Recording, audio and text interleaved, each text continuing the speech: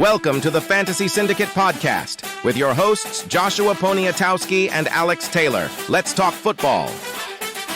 Hello, and welcome to the Fantasy Syndicate Podcast. My name's Josh Poniatowski. With me, as always, Alex Taylor. What's going on, dude? We haven't seen each other in a little while. It's been over a week. I just got back from vacation. Yeah, I was cruising, had a good time. Through the Caribbean. Oh, it was so much fun. So, we're back to fantasy, back to talking about our top 10 wide receivers that you should be drafting after running backs in half-PPR to win your league. Never lets it rest. But before we get into that, I figured it might be fun to talk about Jerry Jones. And when is it not fun to talk about Jerry Jones? Outside him being a great actor, which I don't know if you've seen that clip of him acting and just absolutely crushing it in a TV series. No, that's like a real thing. If you don't, is that y'all new are like, or is that old? Within, I want to say a year, 6 months probably. So if you don't know what I'm talking about, go to Google, look up Jerry Jones acting and watch the scene. And it's like, he should have been an actor, honestly. Like he was legit good. Crushes it, like amazing. So like don't know did they act? Was doing like anything dramatic? Like were they asking a lot from him, or is it just him just coming in and saying something, getting out of there? No, like it is legitimate. All right, I think it's like 3 to 5 minute scene of him just like pulling at your heartstrings and like being emotional. Dallas-based shows or something like that. I don't even know what show it is because I didn't really pay attention or care. I was just like, what is happening right now? Is this Jerry Jones just crushing this? So I was just more thrown off by his acting ability. But I thought it'd be fun to do kind of a random. Well, you can't GM very well. So, but I guess that's the one thing he can't do, and that's his main job. But so I went through and I was like, all right, what are some quotes of Jerry Jones that he said throughout the years, or are these quotes that I just made up? So I want you to just kind of guess, is it a Jerry Jones quote or is it I don't know. I just made up the quote. So, and I heard one recently, which is why I was like, you know what, this would be a good bit. So the first quote: the Cowboys are a soap opera 365 days a year. When it gets slow, I will stir it up. So that's the quote. So Jerry Jones, or did I just make you did just talk about him being an actor. I can see that one being real because I think he likes to stir it up. I think he likes to like push buttons. So I think that one could be real. Absolutely. That is real. That is a Jerry Jones quote. He said that actually recently within the past like week or so. So yeah.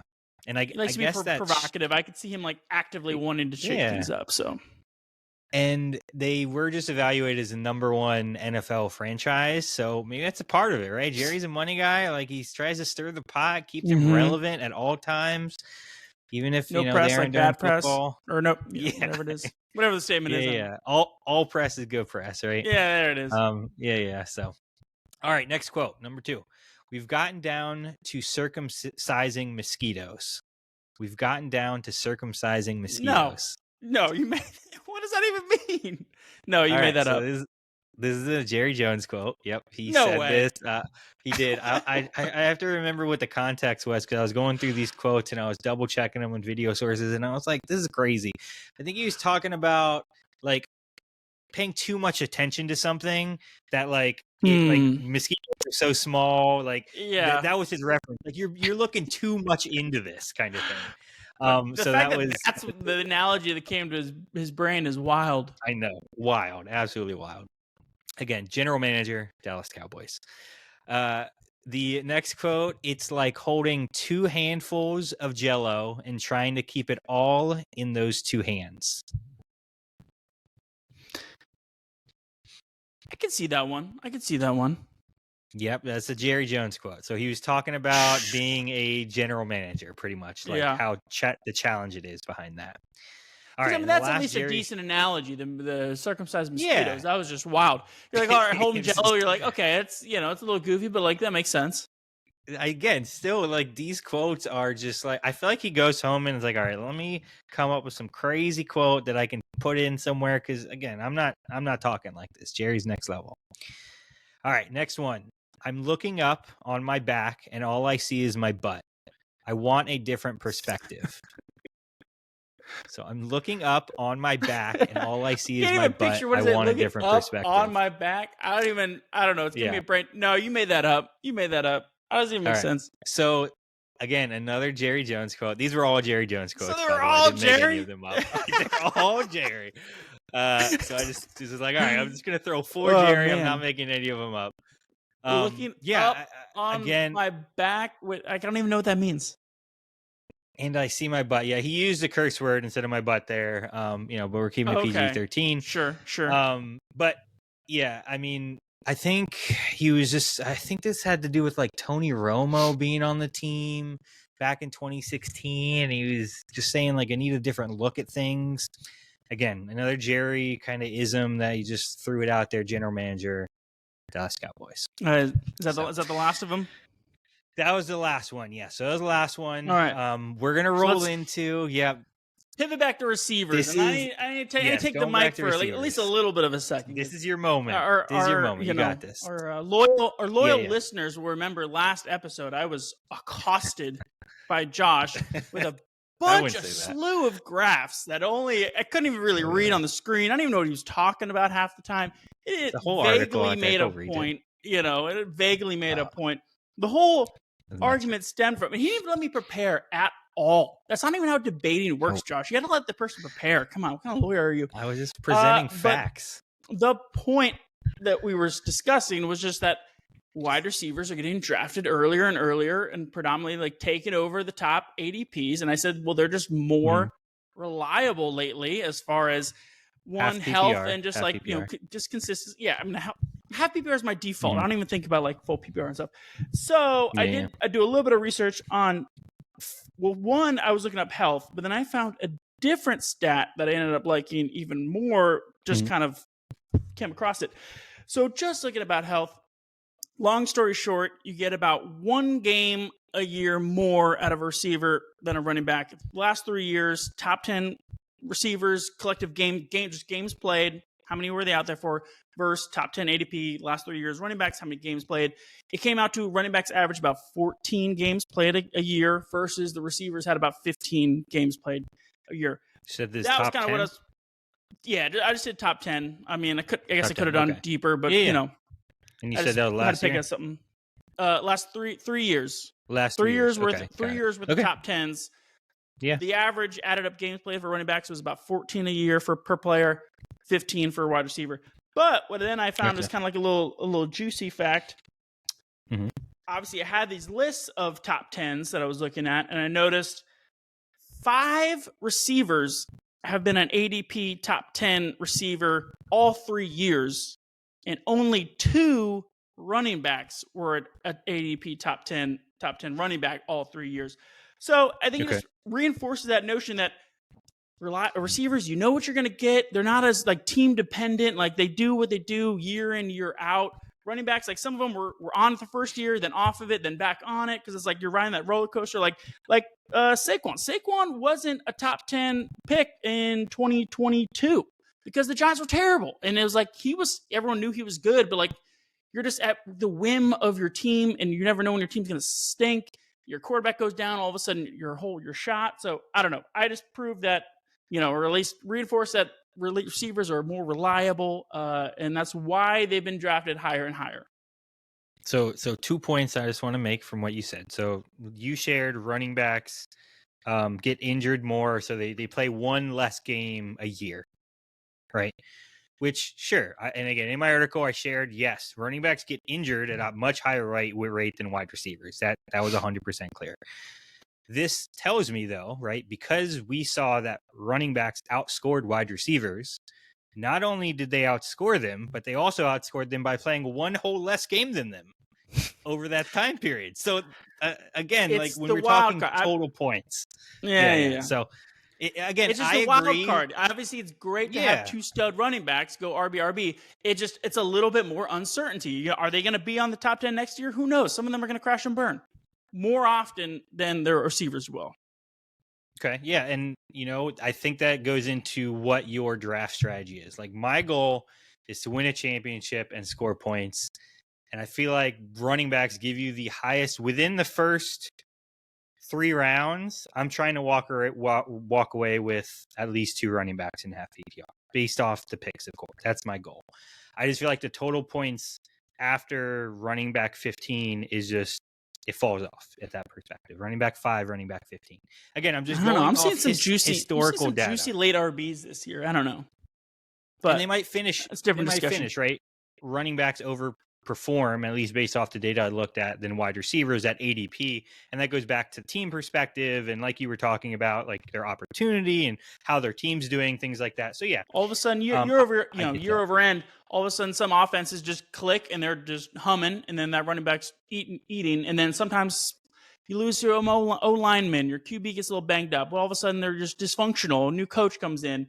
And all of a sudden, that running back just has no room, stacked boxes, and now they're a bust. So, yeah, I mean, and we're going to talk about some wide receivers that, I think here are team dependent as well, right? And are dropped down our list a little bit more simply because of that. So, it goes both ways. But I will agree with you that, yes, wide receivers get injured less, even though they score more points. Or sorry, running backs get injured more, even though they score more points.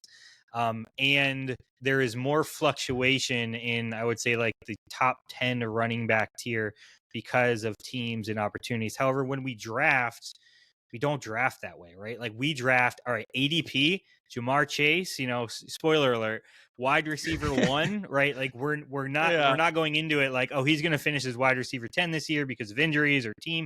Like we're thinking, all right, this is our belief that Jamar Chase will finish as wide receiver 1. So, I think the optimist, I'm the pessimist. I'm just I'm looking for, I'm doing like risk assessment. I'm like, all right, who's going to screw me the most or the least actually, but You're right, the least. So take those guys, they're safer for you. Yeah. So again, it comes down to draft perspective, what your mindset is going into that half PPR draft.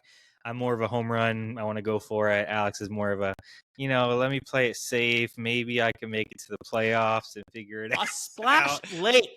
My first early rounds, I'm going for high floors. And then you hit them with the upside in like the 8th and 9th round, I get you. I'm just messing with you. But yeah, so again, valid points, all valid points. I'm glad that you brought those up, and it's important, dependent on who you are as a drafter, right, and what you value.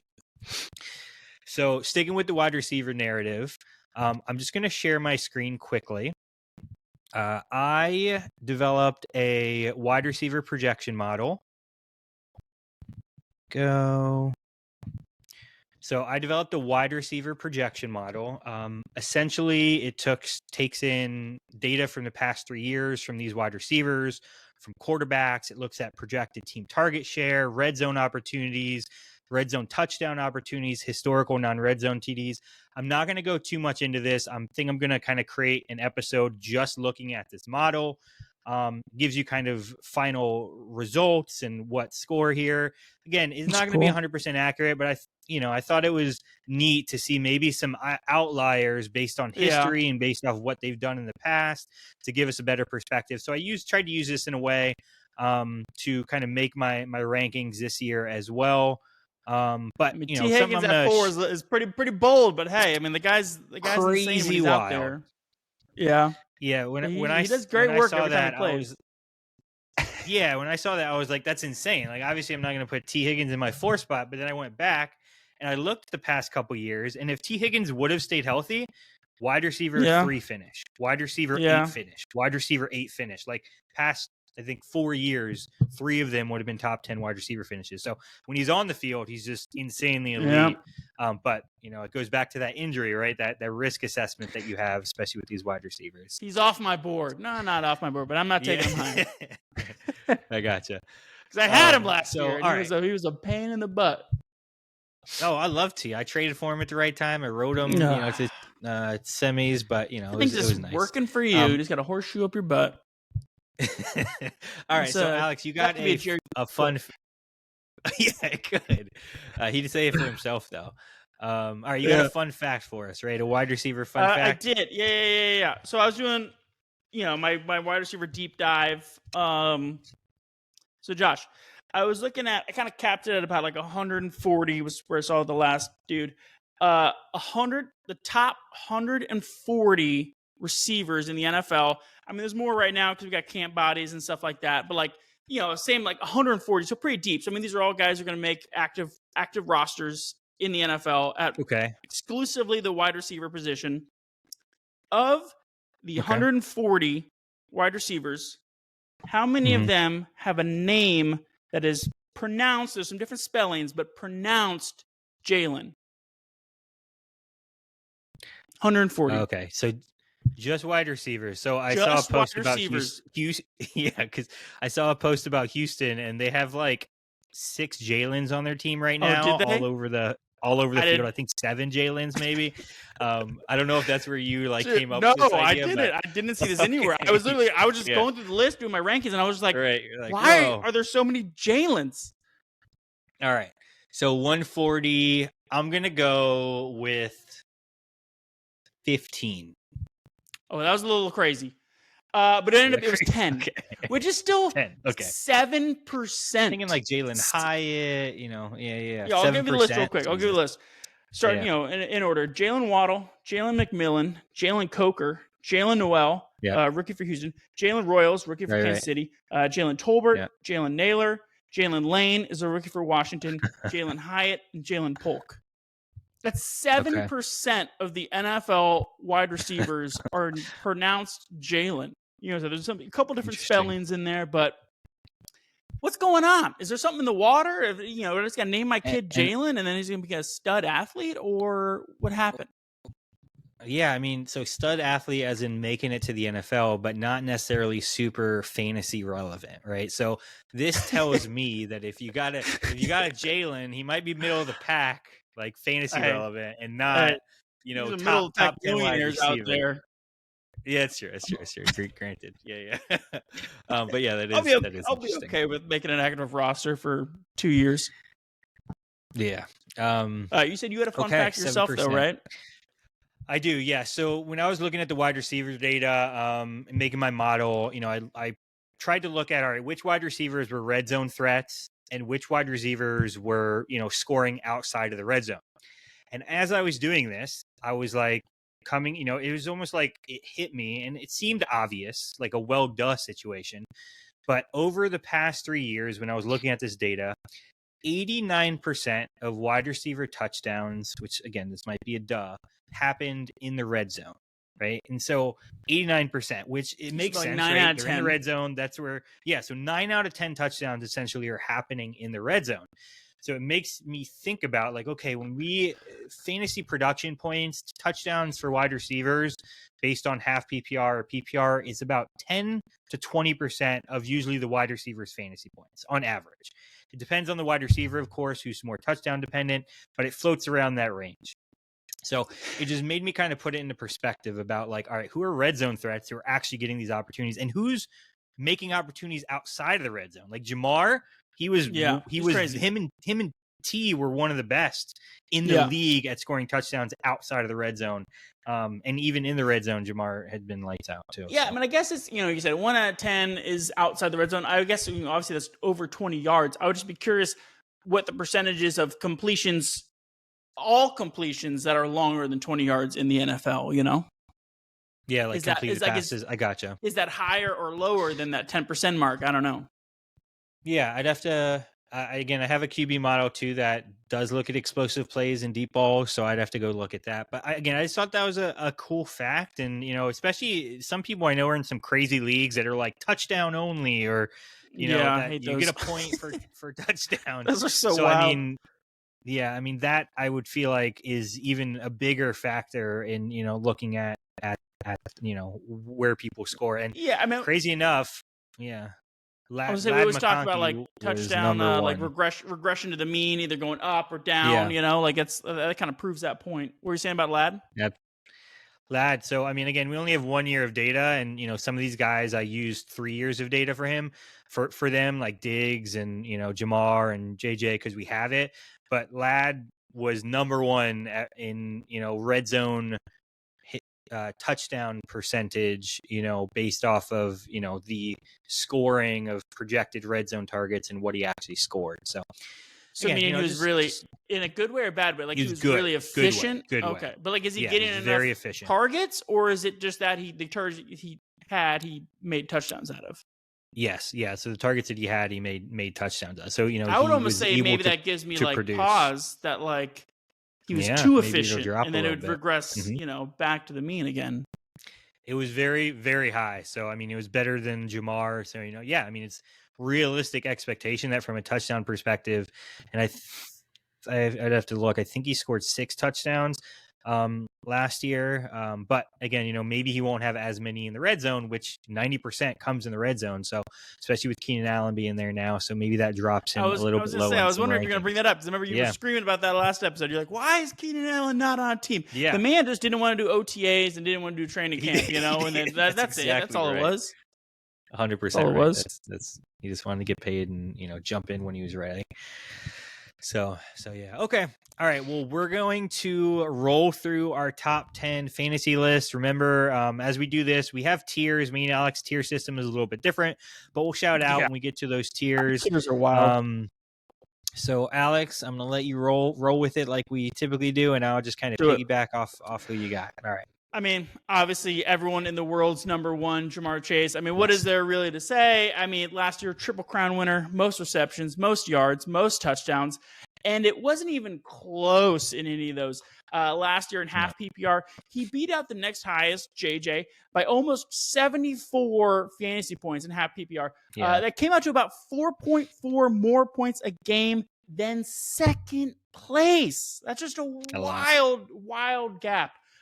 He still got Joe Burrow slinging the rock to him, the same Joe Burrow that I have as my QB3 on the year. The Bengals still have a terrible defense. They're still going to need to score points at a crazy rate to win games. Unless you're Josh and you only draft RBs, then this man should probably be the first player off the board. So I'm with you. I normally zig when people zag, but I just could not. Like, I did the wide receiver projection model. Everything supports Chase. He's just good QB, terrible defense, good fantasy situation. So everything you said, from like a data standpoint, he was number one wide receivers who scored touchdowns outside of the red zone, past 3 years. Top 8 wide receivers touchdowns in the red zone. He's projected to be top 3 in targets this year as well, which is huge opportunity. And he's number 1 in red zone targets, at least in my projection in 2025. So he should be the undisputed number 1. Again, we're not talking about running backs here, but in half PPR, he's my number 5 after the 4 big ones. So after the 4 running backs, you're taking him fifth overall. I'm taking fifth overall. Wild. That's where I got him. Wild, going, sir. So. Yeah. So all right, who? So Jamar Chase, number 1 wide receiver. We're not getting fancy. We're not getting crazy. I'm going to show a graph after we get through these 4, just so we can get like a visual of these 4 that we talk about, just so you can get like perspective of consistency and like boom situations. So all right. So who you got is number 2? Number 2, also not getting cute, Justin Jefferson. I mean, the guy just gets it done. Other than that 2023 season where he got hurt and he ended up missing 7 games, he has never finished worse than wide receiver 6 on the season. That's even including his rookie year. And 2023, he was averaging 17 points a game before he got injured. So obviously, he would have finished high that year too. We had some doubts last year with Darnold taking over at the Q position. But then he still went out, still produced, still got done, still had a wide receiver 2 finish. But time is a circle. And then here we are again of the same question. Now we got a new quarterback taking over. Can he still perform with JJ McCarthy under center? At this point, the bet is on Jetta still continue to do what he does and putting up a top wide receiver season. Yeah, I mean, I think, and I have Justin Jefferson. This is actually the start of my tier 2. Jamar Chase was tier 1 by himself. So this is the start of my tier 2. Justin Jefferson, he's my 2nd wide receiver off the board. Agreed. He has shown to be QB proof in his years, regardless of who's throwing him the ball. He has been QB proof from a fantasy perspective. The only thing I'm worried about is the hammy issue that, they've been talking about. I'm going to continue to monitor that. Soft tissue can be an issue from a season, issue in and out. So I'm going to monitor that. But right now he's 2nd wide receiver until, further notice.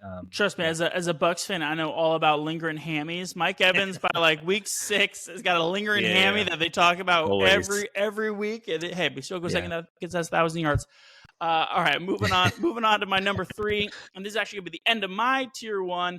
That's gonna be CeeDee Lamb. I mean, he's kind of like the last of those just true alpha league winners. All three of those guys are just absolute animals. I mean, he's the last of the guys who he can really go out and put up a 30 banger, and nobody's going to be surprised. You're like, oh, that's just CeeDee doing what CeeDee does. So, coming off, he had that wide receiver one finish in 2023. Then last year was kind of a bit of a letdown. Dallas was kind of sluggish out of the gate, and then Dak went hurt. You had Cooper Rush come in. It was really just like a derailed season. So looking towards 2025, I mean, Dallas still has no run game. And then they added George Pickens. And it's kind of curious to see what that'll do. Is like Pickens going to eat into his target share, or is Pickens going to help like kind of open up the field, open up the defense, and kind of make more lanes for CeeDee? But yeah, he's still just an absolute beast. So I got him in the number 3 spot. Yeah, again, this is nothing crazy. I also have CeeDee Lamb at the number 3. I've been hyping up Dak and the Cowboys coaching staff, Brian Schottenheimer, pass focus, no running back, the entire Dallas situation. We've been literally hyping it up for months. So if we miss on that, it's going to look real bad. But we have been hyping this up for months. So I'm excited to see the offense. He's just prime situation to just be a top 5 wide receiver. I really do hope Dak can stay healthy. Surprisingly, I was looking at the past couple of years. He has been similar to Tua from like an injury perspective. Now, Dak's injuries are more like severe where he's done for extended periods of time, where Tua is just kind of in and out. But those two have been, I mean, they've been at the top of the list from injury perspectives, one way or another. Yeah. So, it's unfortunate. But yeah, you bet on the wide receiver. We don't play scared, so I'm taking CeeDee. Sure. All right, starting off my tier 2, Amon-Ra St. Brown. I mean, Sun God is just kind of like my kind of dude. Josh, I love a high floor player, and St. Brown has had one of the steadiest floors in recent history. I mean, he's got back-to-back wide receiver 3 finishes, 3 straight seasons, over 140 targets. Typically, a tight end will be a QB safety net, but boy, does Goff love him some Amon-Ra St. Brown. The only reason why he gets held out of maybe being a tier 1 guy is because the Lions did lose Ben Johnson. And there's just like a wisp of doubt of like, will the Lions offense be as juicy as it has been in the years past? But this dude can just be a bedrock for your team. Take him in, mid-first round. Take him early and get cute with upside guys later for you, Josh. How about that? Yeah, so I'm really surprised you didn't have Amon-Ra as your number 1, just because you like to play it safe. But he is Mr. Reliable. Like, he has a broken leg, no hands, they were chopped off, no feet. He's still on the field. He still finishes reliably somewhere in the top 5, wide receiver range. That's like been his average over the past 3 years. So yeah, again, reliable. He puts up massive points, and I'm going to show a graph real quick. So looked at our top 4 wide receivers. Yeah, we ended up having the same top 4, which is a little. I was like, guys, steal my stuff. Which, I mean, I agree. Yeah, it was tough. It wasn't that spicy. We're not getting crazy here. Oh man, shoot, it's not going to let me share it. I'll see if I can find it here in a moment or bring it up in a different window. I don't know why it's not letting me share it, but it's essentially a graph that shows the last 3 years fantasy points distribution by threshold. So like 0 to 9 points, 10 to 14 points, 15 to 20 points, 20, so on and so forth. Yeah, so brackets. And it looks at Jamar Chase, Justin Jefferson, Amon-Ra St. Brown, and CeeDee Lamb. And essentially what it shows is, 1, Jamar Chase has the best potential to put up massive numbers. So like his upside is much higher than every other wide receiver of those 3. But his downside is also substantially higher. Like he had in the past 3 years, 16 games, which was almost double some of these other guys below 9.9 points. Yeah. So, you get, give and take with CeeDee there. For sure. And Justin Jefferson he didn't put up any 35 plus, half PPR, but he put 30-point games up, 25-point games. He's consistent, 20, 15 range. And, he doesn't typically score under, 9 points, 9.9 points. Amon-Ra St. Brown is the epitome of consistency from like a 15 to 25 point range. Like you're getting 17 almost every week. Yeah, it's insane how consistent he's been. And then CeeDee was kind of a mixed bag. Like he wasn't as consistent as Amon-Ra, but he didn't have as much downside as Chase, but he still put up some 35-point games, some 30-point games. So it was kind of a mixed bag of CeeDee between Amon-Ra and kind of like the Chase situation. I mean, the Bengals and the Cowboys are kind of similar in the fact that like any given week, like, they'll be on primetime and can look good. And then all of a sudden they'll put out a game. You're like, what's happening here? What is everyone doing? Yeah. I mean, that essentially situation happens sometime. All right, here. I'm actually going to share my screen real quick. I figured it out. I'm sorry, Alex. Yeah, I got it. Oh, you're good. Chilling. I'm just going to share this blank document real quick. All right. So as you can see, kind of the point ranges are on the right-hand side. Again, you're listening to the podcast. I kind of explained it already, but if you're watching on the YouTube, it just gives tier thresholds. I'm not going to show this for too long. That red column in the middle, it's the juicy stuff. Yeah, that's like that consistency, the 15 to 19.9 points, and Amon-Ra is just there. Again, he's on the field more too than some of these other guys, so that, is part of it. But, I just thought it was interesting to look when you talk about these top 4 elite wide receivers, how each of them kind of has their strengths, and based off what you value, right, in a player, maybe you don't go Jamar number 1, which sounds crazy, but like, what do you value? It's hard to say that, but what you value in a player's production and how, you win week in, week out. Upside is, so, versus making the playoffs. But, so, it's just interesting. I thought that was interesting. So I shared that there. All right. So next up, we got number 5. And this is 5 is where we finally start to deviate and get a little bit of a scramble going on. 5, I'm putting in BTJ.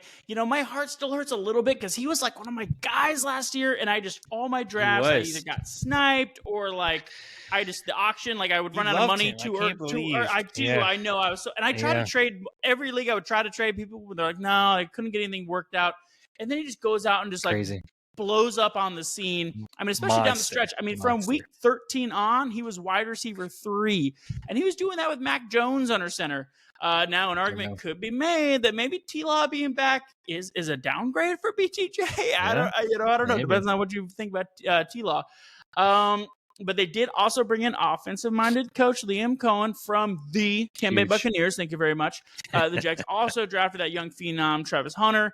So, I mean, kind of like George Pickens in Dallas. Like, does he help BTJ open up the field, or does he kind of steal some targets and maybe BTJ was just feasting because of his target share before? But I don't know. Either way, he's already proven pretty quickly that he's just an elite player in the NFL. So I got him at 5. Yeah, so Brian Thomas Jr., I have him at my number 6. He's the start of my tier 4. He could be the Chris Godwin of 2025 if he sees that Liam Cohen slot role. Now, right, that's the role that we want to see him in, is the slot role to put up the most points. So in preseason right now, Travis Hunter has seen 5 opportunities in the slot. BTJ has only seen 4. So it does feel like he's trying them out, but a lot can still happen in the next couple of weeks, but let's look at this objectively as a coach. So from Liam's history, all right, I went back when he was on the Rams. Cooper Kupp was his slot roll guy. He was 6'2", 205 pounds. Tell me if there's if you notice any outliers or differences in this. Okay. Then he went over the Bucks, right? Chris Godwin, 6'1", 209 pounds. All right. Now we have an option of 2 players, Travis Hunter, Brian Thomas Jr. Travis Hunter is 6'1", 185 pounds. Brian Thomas Jr. is 6'3", 209 pounds. So just simply from a perspective of what type of physical player he looks for as a slot guy, of those 4, who do you of Travis Hunter and Brian Thomas Jr., who would you pick in that situation? I guess I just feel like situation. Just the body. I mean, obviously, BTJ just the body. He was a little taller, but his weight was right there. I just feel like there's different like weights and stuff that like play different stuff. I mean, like, because you look at outside receivers and like sometimes they're small, speedy guys, and then sometimes they're big, like DK Metcalf, Mike Evans guys. It's like there's you also think of inside in the slots.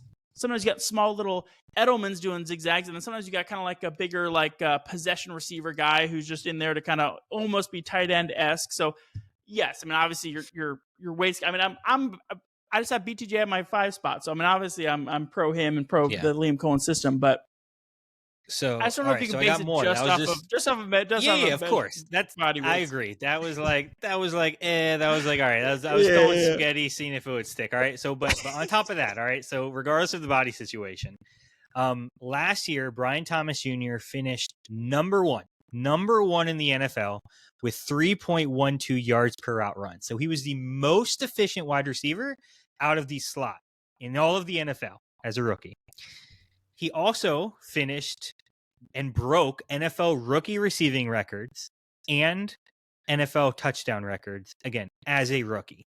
So if you are a coach and you are saying, my slot position is what generates my offense and runs it, who am I going to go with? Am I going with the rookie phenom who's undersized? Or am I going with the big-bodied wide receiver that fits my typical frame of a wide receiver who just broke rookie NFL receiving records and touchdown records and was most efficient out of that position in all of the NFL in 2024? Who are you picking as the coach? That's all I'm saying. I want to put in the GIF from Road to El Dorado where they're looking at each other and they go both. Both is good. Why not both? Okay. I mean, in the modern NFL, it's like, because then you're changing, make it harder on the defense because you don't know what position they're lining up at. That DB's got to be ready to guard them at all different spots. So, I mean, yep. I think they both probably get a good, healthy amount of slot work. But it's very possible. Again, because it's very possible. I mean, Travis Hunter, he's got to be playing some defense too.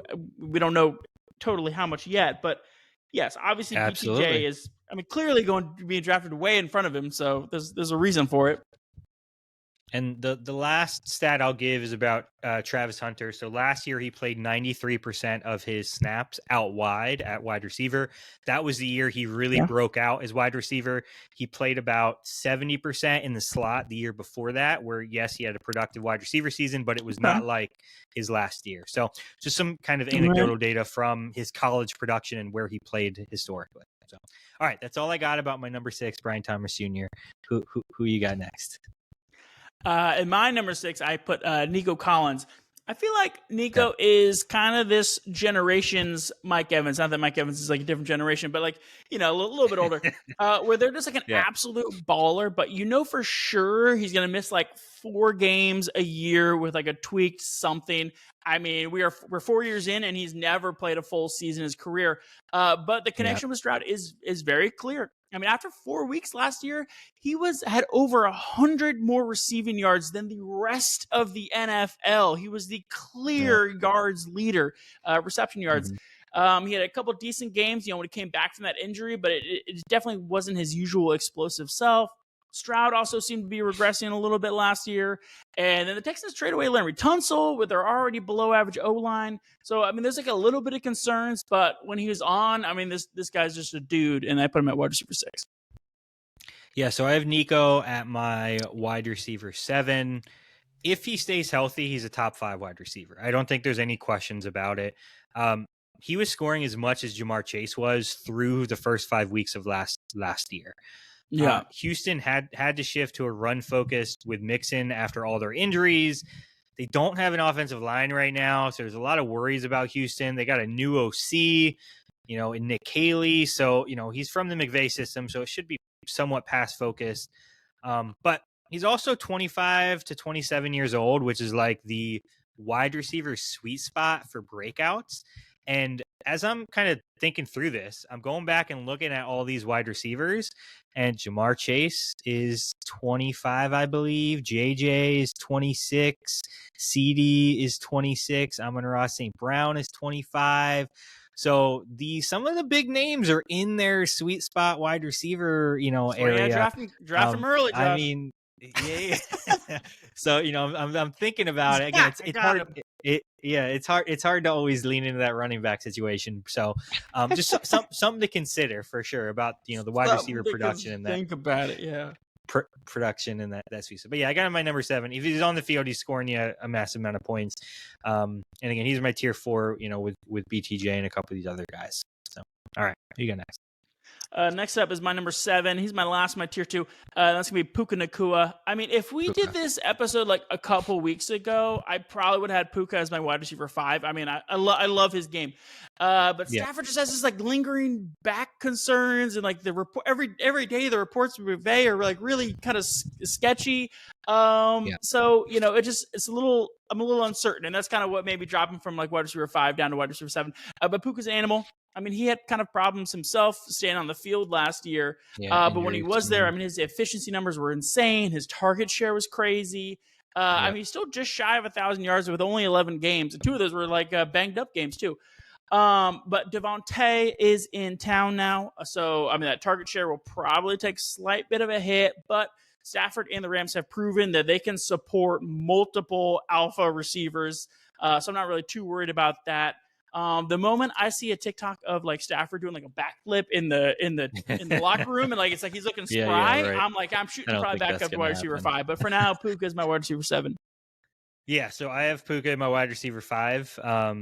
He is the most efficient wide receiver over the past 2 years when he's on the field. It's not even close. 2.9 yards per route run is just ridiculously bonkers. So if he has a normal season, 530 routes, he's looking at a 1,500 yard plus season. No questions asked. On the field, 1,500 yards. And McVay, the reason why the situation's like this is because McVay literally schemes plays for Puka. Like, if Puka is on the field, he's normally getting the ball. And in a McVay system, they're feeding it to their 2 outside wide receivers, and that's what they're really focused on.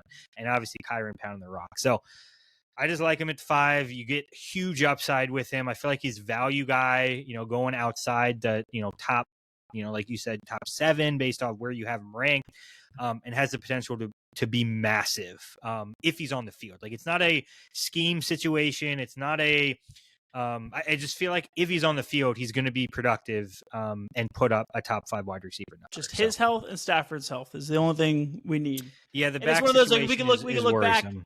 At the end of the season. It's like it's either going to be a tale of 2 stories. Like who knows? It's either going to be incredible value or a huge bust. Yeah, but the backup, I would say a Rams backup situation is better than most. They got Jimmy G back there. Again, I'm not saying he's like an amazing quarterback, but from a backup quarterback situation, I feel like Jimmy G's, not he's not a terrible downgrade. I mean, he's played in the Super Bowl before, so absolutely, my man, system quarterback, and McVay's got a system, right? So, absolutely. I mean, I don't think that's too bad of a downgrade if Stafford gets injured. All right, so next up, I'm starting my tier 3. At number 8 is going to be Malik Nabers. And, looking around the web at a lot of rankings, I don't know, maybe 8 is a bit bold. I don't know. I'm not really doubting the man's skill, but it's like he's on the Giants. I mean, is Russ even that much of an upgrade? I don't know. I mean, Russ has been a little so-so the last couple of years. I mean, Nabers still should command a huge target share. I just don't see the Giants scoring that much. Also, Nabers was good his rookie year. I don't really think he was all that elite. I mean, if you actually look at it, he finished outside the top 24 weekly wide receiver scoring 9 times. And he only finishes a weekly top 10 4 times. So most of the time, you were kind of getting some stinkers. But when he did do it, it was explosive. And that's what everyone's excited about. He kind of reminds me of those early years of Jamar Chase, which we kind of talked about, where he fluctuates a little bit too much, which, obviously, comparing him to Jamar Chase, bodes well for his future if he kind of gets in a groove and figures it all out. But for right now, that hot cold style of play just isn't really what I'm looking for early in like the first round, early second round. So that's why I have my wide receiver 8 spot. Yeah, so again, unpopular opinion, I have him as my wide receiver 10. He's, my tier 5 guy for deeper. Me. I know, even lower. You have 5 tiers in your top 10. That's just chaos, Josh. Chase is number 1. He is in a literal tier of his own, and I don't think many people can argue otherwise. So yeah, that's why I got an extra tier. All right. But yeah, it's same situation. The Giants are going to be the Giants. I do think Russ is an upgrade at QB. He's got Jameis back there. He's probably going to pop up. Dart will probably eventually play. If Jameis comes in, that's incredible. Yeah. He's just going to be fueled by elite opportunity. So that's the only reason I got him a little bit lower on my list is because the opportunity, obviously, the looked pretty talent's good in that there. It's preseason just game. not going to be. That's, I know. Again, one game, and now everybody's buying Dart and Shadur Sanders, and they're the golden goose. So trade away first round picks for these guys, and in Dynasty, do it. And give up value in other places. So yeah, one game will do it for you. So yeah, I got Nabers in my 10 just because of the question mark that is the Giants situation. Yeah, fair. Right, Okay, next up at my number 9, I put AJ Brown. I mean, Saquon came to town and put on a show last year, which helped propel the Eagles to Super Bowl win. Unfortunately, he didn't leave any scraps for AJ Brown. He saw under 100 targets for the first time since his rookie year. I mean, his efficiency metrics were still looking good. His yards per catch and all that stuff. The Eagles just literally just didn't need him most games, and even like last couple games, they were basically benching everybody. But, in that RB episode, we kind of talked about just the insane workload that Saquon took last year and how that, doesn't really bode well for the future, historically speaking. So, I mean, if Saquon were to maybe regress due to just performance wear and tear or just like injuries itself, Brown would be poised to benefit the most. So, I mean, he's still only 28 years old, right in that window you were just talking about. So, I look for AJ Brown to have a nice bounce back year this year. Yeah, so I got AJ Brown at my 8. He's in my tier 4 with BTJ and Nico. I just don't think he gets enough credit, like for the role that he's played on the Eagles. Like we haven't heard a lot from him. He's not the kind of guy that's like talking and saying, "Oh, I need the ball." He, like you said, he didn't see a whole lot of opportunities last year. Crazy enough, he saw 67 catchable targets, and he caught all 100% of them. All 100% of the targets that he could catch, he caught, which, most receivers are in like the high 90s anyway, but I just thought that was a crazy stat that I saw. But to kind of put that into perspective, last year, Marvin Harrison Jr., Xavier Worthy, and George Pickens were in the same boat from that 67 catchable targets range, and none of them scored higher than wide receiver 29 in fantasy, and AJ finished at wide receiver 18. So, like, a small uptick in opportunity, a small uptick. Like if you're betting against Saquon, like if you're like, I'm fading Saquon because I think something's going to happen, then double down and take AJ Brown, because if anything happens to Saquon in their run game, if he breaks 100 catchable targets again, he's top 10 wide receiver. I don't think there's any questions asked. They're still going to be a very productive offense. Their defense is still good. They're still going to put up a lot of points, and if they can't rely on the run game, they're going to have to do it elsewhere. So just deficiency is off the charts. Yeah, so, if anything, like defense might be too good, might jam him up a little bit. Again, that's why he's been falling and fell last year. But just the team was too good. Just literally just didn't need him. They were just too good. Their defense is not going to be as good though this year. It's just not possible. Like they were just so good last year. Like it's like if their defense is equally as good or better, I would be shocked. I would absolutely be shocked. They're going to be good, but they're not going to be keeping teams to under 150 rushing yards or whatever the crazy stat was, and under 20 points scored a game or some insanity like that. So I just don't. It's just they just need to suck a little bit more on defense, and AJ Brown will be all right. Come on, guys. Yeah, freaking Cooper DeJean and everyone's playing so good. Just getting rookies out of the gate, just making the top 100 in the NFL. Like what the heck?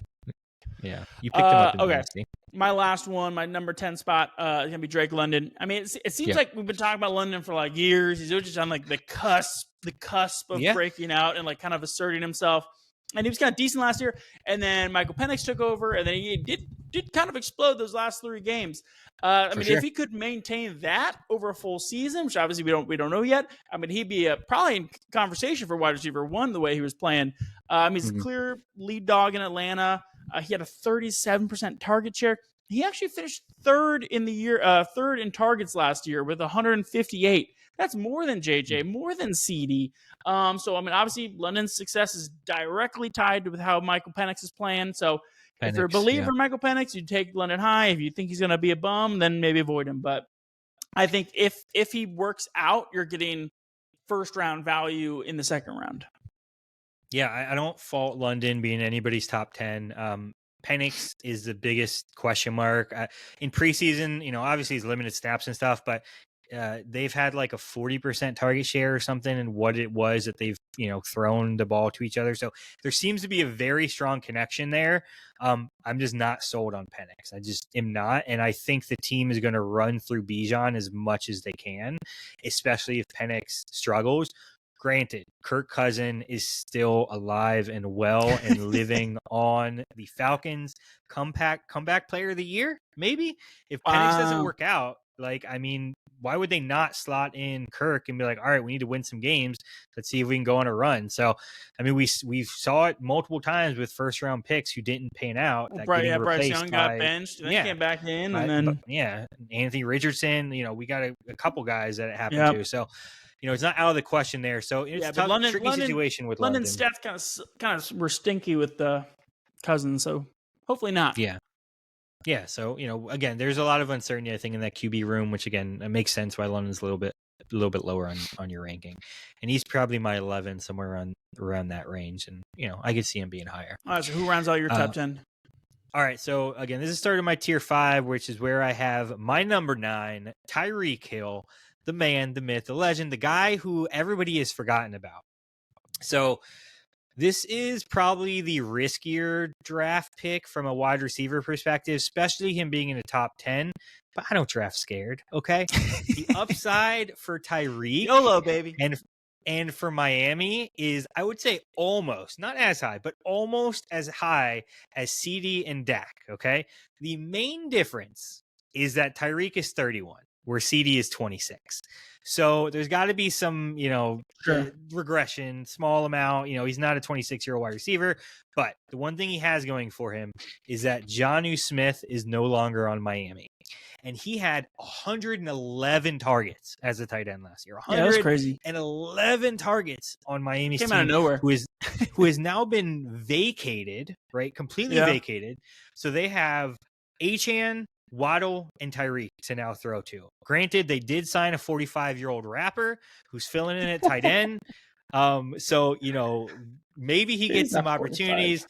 But, Tyreek was also dealing with a kind of wrist injury, which he had surgery over the offseason for in 2024. Yeah. And outside of his upside, right, just being able to just produce receiving yards, touchdowns, people like myself are very big brained, and we like to think more than just about the regular season. So you got to listen to this. In the semifinals of the playoffs, Miami plays the Cincinnati Bengals. Do we think that game going to be a shootout? Probably going to be a shootout. Championship game, fantasy championships. They are playing your Bucks. Do we think that game is going to be a shootout? Probably going to be a shootout. Probably going to be a shootout. Yeah, right, absolutely not. Probably going to be a shootout. So, in addition to his upside, you are getting for the championship week and the week before probably a top 5 wide receiver, maybe top 3 wide receiver at that point for those weeks. So, drafting within the top 10 is very risky, but the upside for championship week, if Tua and Tyreek can make it 17 weeks, if they can make it 17 weeks, we're talking about he's a championship winning wide receiver. That's all I'm saying. Is there like an over-under? Like, is there any prop bets on how many games Tua plays this year? Oh, man. I'm just curious what Vegas would put it at. Probably like maybe 9 games. Yeah. I don't know. There like is a straight 50-50. There's a couple of websites that have injury predictions for players based off history of injuries. So I'm sure I could pull that up. I'm sure Tua is probably at like 3 games on average he's predicted to miss. But again, it's all a prediction. It doesn't necessarily mean it's going to come true. And that's not typically how we draft. Or at least that's how I draft. So, but yeah. You don't draft scared. So yeah, I don't draft scared, man. Even though I'm going to take Amon-Ra St. Brown, Bijan Robinson, and all the safety picks. No, I'm just kidding. So yeah, that's our top 10. We appreciate y'all hanging out with us and listening. If you liked what you heard, give us a like and subscribe. If not, no worries. We appreciate it. And as always, go steal a championship. We'll see y'all later. Peace.